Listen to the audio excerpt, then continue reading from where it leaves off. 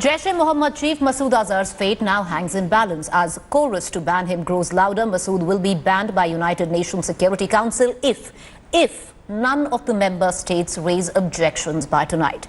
The proposal to designate the chief of terror organization was moved by US, UK and France after the Pulwama terror strike. However, China continues to play hardball over whether it will back the ban on Masood Azhar. It said that the demand must follow all procedures of United Nations. China, which has thrice vetoed proposals to ban Masood, has sought for more proof against the Jaish-e-Mohammed chief. Remember, a member state can put a technical hold on Masood ban by sending a letter of objection to the UNSC by tonight. However, if there is no objection, then Masood will automatically be included in the 1,267 sanctions list, which includes names of those linked with the Al-Qaeda.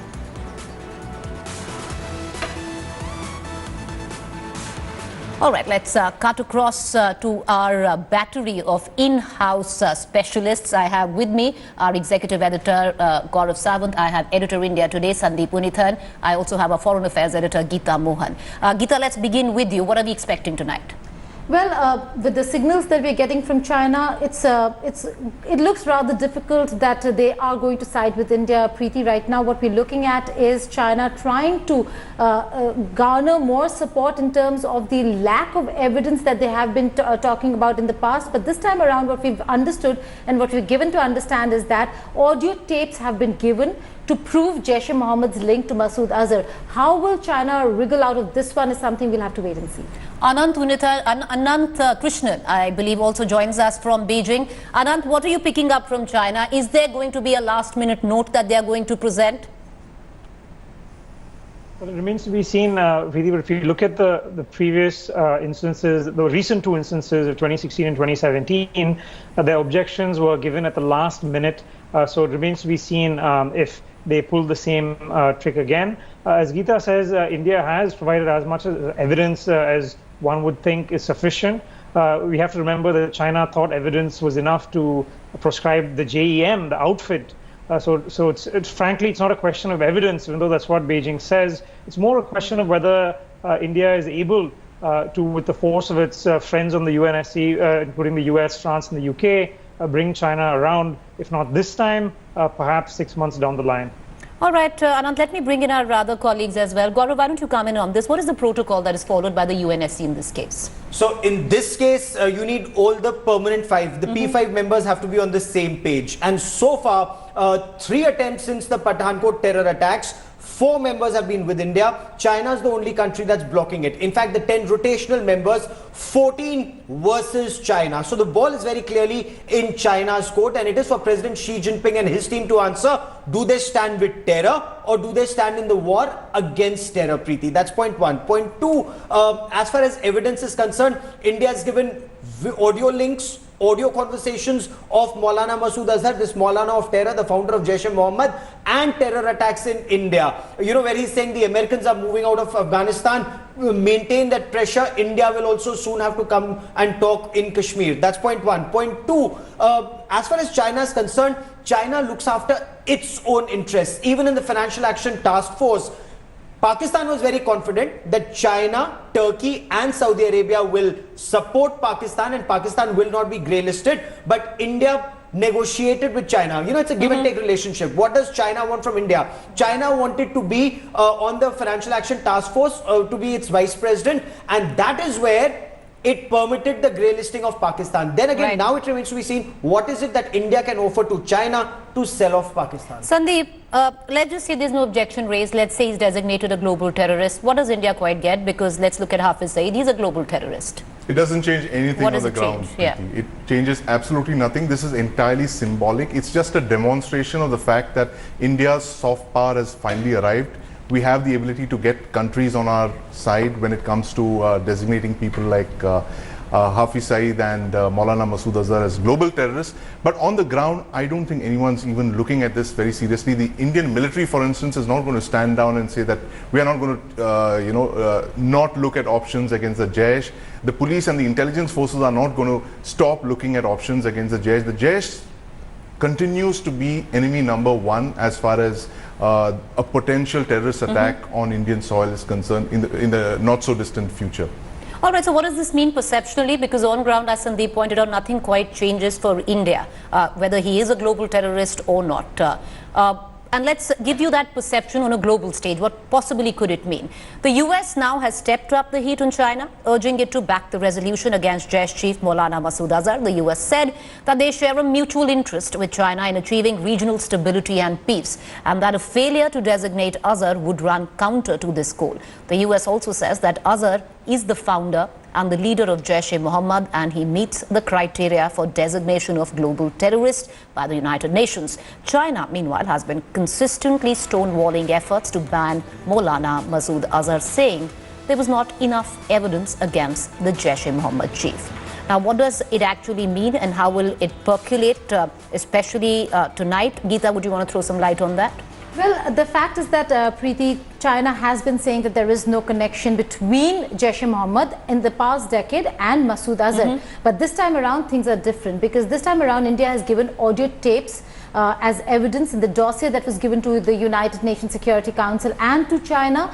And so China will have to look at those links that have already been established. But the bigger question is, like Anand said, Preeti, is China really looking at evidence, or is the bigger picture of whether they want to side with Pakistan, or are they going to go ahead with the international community? That's a question that China will factor in. Another really important point over here is that the United States of America coming out every day with statements has not helped India's case. All right, and let's listen to some of those statements.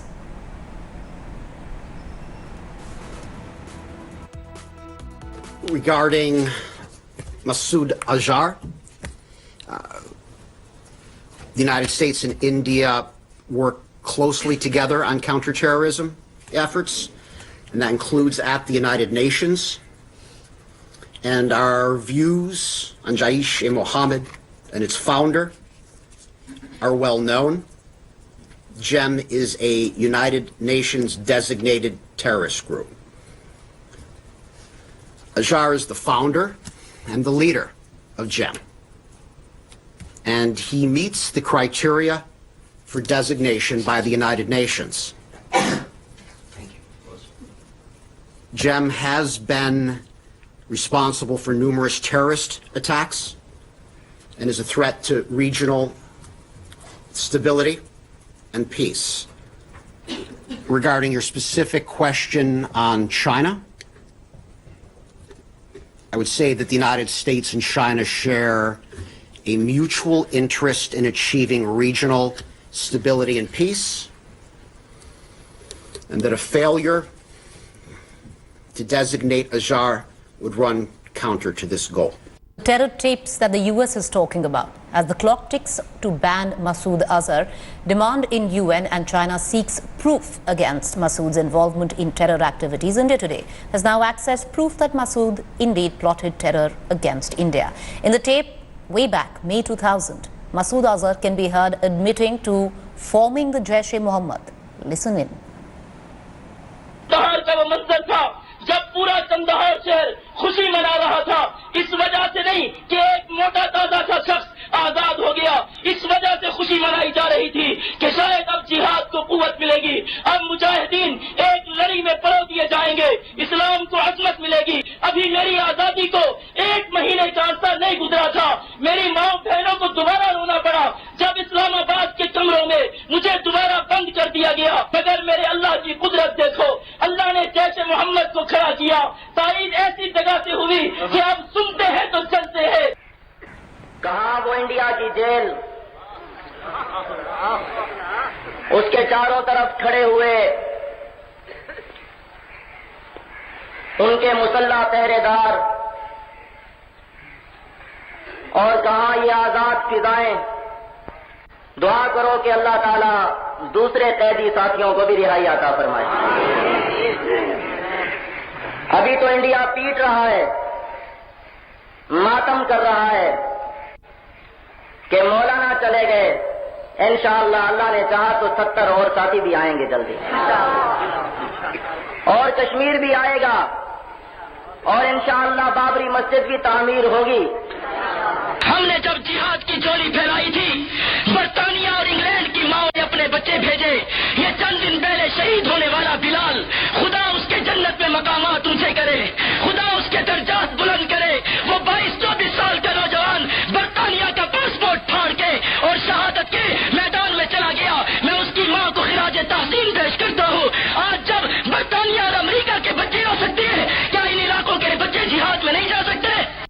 So let me cut across to my colleague Anand. Anand, if you've been listening into the tapes, now it flies in the face of the want of evidence from China, because evidence is there, it's staring China in the face.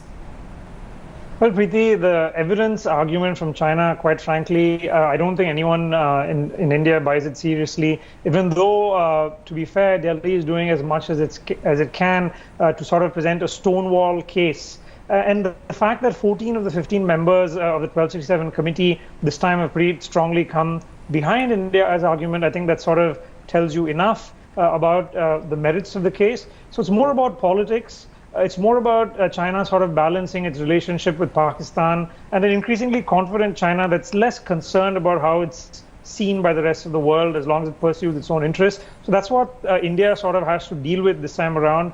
And frankly, it's probably even more challenging this time around than it was even 2-3 years ago. So, taking off from what Anand says, Gaurav, what has changed? What's changed this time is that the world is increasingly looking at Pakistan's inaction when it comes to Jaish-e-Mohammed as a terrorist organization, and Jaish-e-Mohammed's ability to continue to bleed India. And India is now actually telling the whole world at virtually every fora that, are you standing with terrorists or are you standing with the world in the war on Pakistan's state-sponsored terror? So increasingly India is making that point clear. And now China is the only country in the entire world that's standing with Pakistan. How long does China want to do that? That's point one. Point two, there are also strategic leverage that India has. Will India exercise that leverage? Remains to be seen. Of course, we are going into elections very soon. But there are costs even for China in case India does exercise those levers that we have. Again, what is different this time? We've lost 40 CRPF personnel. Would we want China, if there's that Wuhan spirit is actually there, this is the time for that Wuhan spirit to show. Okay. This is the time for China to show. Sandeep, let me get in Sandeep for a quick word before we shift focus here. Sandeep, till now, it has been a cloak and dagger game with China that India has played. Now that if it does, and tonight, stand exposed, does it serve India at all? Serve well? Well, the fact What does it augur for India? If China backs Masood Azhar? Yes. Well, look at it this way. China is unlikely to dump Pakistan at this juncture. It's actually deepening its strategic relationship with Pakistan. Even as we speak, they have committed to $62 billion worth of investments in the CPAC, the China-Pak Economic Corridor. You're talking of a military relationship where China is to displace the United States from Pakistan. Any which way you look at it, China is in Pakistan, it's there to stay, and we have to live up to that reality. Also think where Pakistan sits. It's a geostrategic position. Afghanistan, Iran, it's a very important country, very critically positioned, and China is not going to let go of Pakistan. So, and look at the voices that have come from Beijing, Preeti, be it the foreign ministry talking about India and Pakistan should talk and resolve matters, or saying that there should be an acceptable solution to all parties. But then China also, if I may very quickly, look, militarily, India will take out terrorists either ways. With Balakot, India has shown that the terrorists will be taken out. Again, $62 billion, if China wants to sink it into Pakistan, what are the returns? Will it get those returns from Pakistan? No, or is it getting more returns? I'm going to go into a break. I'm going to go. But China's question sovereignty issues there. All right, but it serves China well to keep the confrontation brewing between India and Pakistan. But having said that, we'll come back and discuss it. It does not get returns on its money then. All right. Well, if it was only just about proof to China, then there has been enough. In the special investigation, we expose how Jaish is openly seeking donations by advertising in Pakistani newspapers. And this comes amidst promises made by Pakistan Prime Minister Imran Khan to ban terror funding in front of the global terror watchdog Financial Action Task Force. Here's the full report. We'll see you after the break. Pakistan first owned up to harboring Jaish-e-Mohammed chief Maulana Masood Azhar, and then took a 180-degree turn on international media a week later. Next were tall claims about its clampdown on terror. But India today has punched holes in Pakistan's disinformation warfare. Our investigative team have found Jaish-e-Mohammed brazenly skimming funds from foreign donors,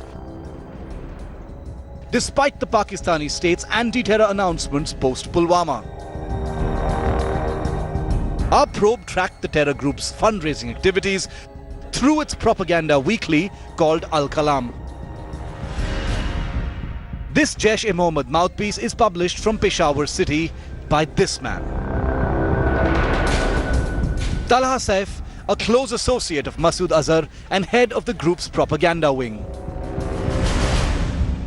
Talha Saif's name features prominently in India's dossier to Pakistan.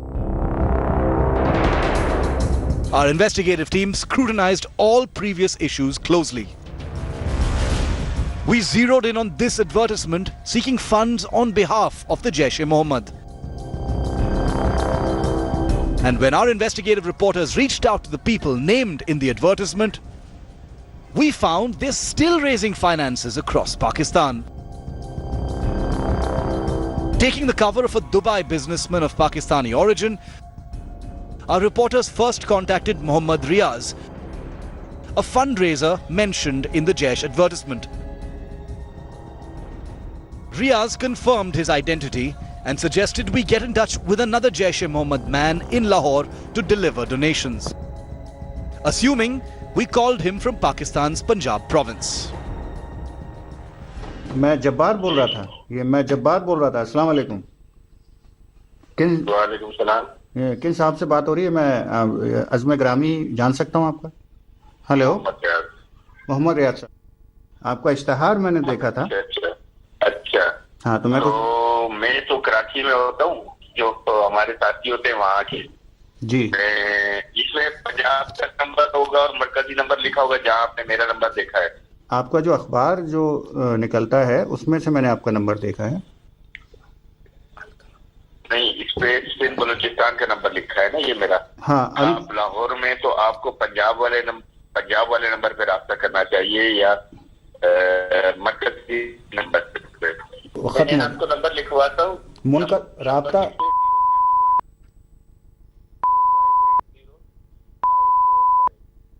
ये किन साहब का number है रियाज साहब? ये अब्दुल्ला नदीम साहब। अब्दुल्ला नदीम साहब हैं? ये अब्दुल्ला नदीम भाई होंगे। A Jaish-e-Mohammed fundraiser confirmed their men are spread across Pakistan, collecting donations right under the nose of federal and provincial governments. When contacted again, Mohammad Riaz offered his personal bank account to deposit the money. हाँ, number लिखवा दीजिए मुझे, account number Jaish का। जैश का तो account number नहीं है कोई भी। हाँ, जिस अपना साथी है वो मैं आपको लिखवा देता हूँ। हाँ, आप इंशाल्लाह मैं दे दूंगा साथी को यहाँ। ये बैंक कौन सी है जनाब? ये मोहम्मद रियाज के नाम से ये बैंक इस्लामी है। Bank Islamic? जी। ब्रांच ये आई है। और शहर कौन सा होगा? कराची। शहर कराची। मोहम्मद रियाज के नाम से 100। A Jaish-e-Mohammed operative using his personal account in a financial institution of Pakistan. The Karachi-based Bank Islami. Riaz boasted such transactions attract no surveillance. कि अभी मैं जो आपको इमदाद दूंगा, आपके पैसे आपके अकाउंट में जो पैसे डालूंगा, तो मेरे लिए कोई दिक्कत तो नहीं होगी? क्योंकि पाकिस्तान में जैश पे जिस तरीके से पाबंदियां लगाई जा रही है इमरान खान की जो सरकार है उसकी तरफ से। नहीं, कोई मसला नहीं, ये तो मेरा प्राइवेट अकाउंट है, किसी को तो नहीं है। तो आप ये पैसे पहुंचा देंगे ना जैश को?